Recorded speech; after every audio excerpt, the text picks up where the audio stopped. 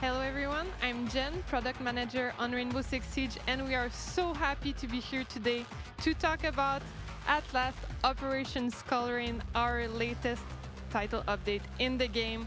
I know that the chat has been talking about it for a while, and at last, we will be talking about it, and we're gonna have a live demo in a few minutes.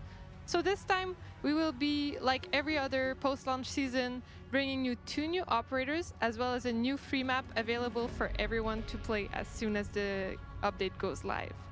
This time, we will be bringing you to Brazil, our latest location, and you will be visiting the Favela map.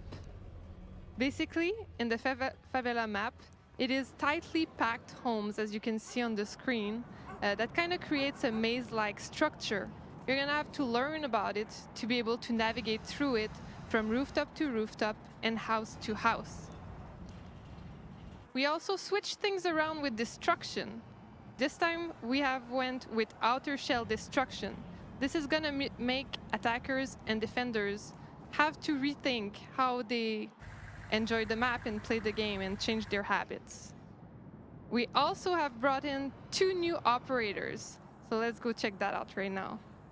We have 2 new Bope operators for people to enjoy. So as you can see right now, we have Capitão as well as Caveira that you're going to be able to play. So let's start with Capitão first. He's our attacker. And what he does is that he negates positional advantage of the opposing team. In order to do so, he comes equipped with a crossbow. He has 2 bolts in it, the first one being the asphyxiating bolt, which basically does damage over time in an area, so that it's going to force his opponent to move away. And the second one is micro smoke grenades, basically like regular grenades, but much more precise and faster to deploy. On the other side, we have our defender, Caveira. So let's check her out. She's more like a roamer huntress. And what she can do is punish attackers that get isolated. In order to do so, she also has 2 ways of doing it. Her main ability, the one she uses most often, is Silent Step. With it, she's going to be much more quiet than any other operator on the field when she moves. This is going to allow her to reposition herself and surprise enemies. The second ability she has, which is much more high risk, high reward, is called Interrogation. So if she finds an operator in DBNO, she's going to be able to interrogate him or her to reveal the position of their whole team to her team, giving a big edge in battle. But it's really tough to pull out, so it's quite exciting when it happens. Finally, another big thing that we did with this update is that we launched the health program. This is really important to us devs because Rainbow is growing right now, and we wanted to make sure to solidify its foundations so that we can keep building on the long term on our game.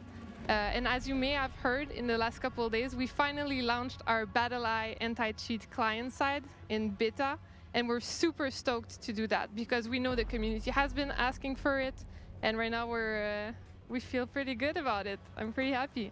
And right now, as you can see, I'm joined by JB Al, our game designer on Rainbow Six. Hey, JB. Hey Jen, how are you? I'm doing great. How are you? Great, very happy to be here. Yeah, so it's a really special moment for us today because we learned, as looking at our numbers, that not only are we having the biggest viewership we've ever have, but we never had so many players in one day playing the game in Rainbow Six. And Absolutely. after 3 seasons, it feels really special for devs to learn that. Yeah, absolutely. It's a really exciting feeling to see that the game is actually growing. I'm so stoked.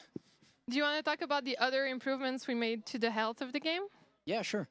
So like you said, the biggest one is probably BattleEye. For the PC scene, I feel like it's going to be a game changer. Like it's going to secure probably the ranked playlist mostly. But there's a bunch of other things that we did that I'm really, really proud of.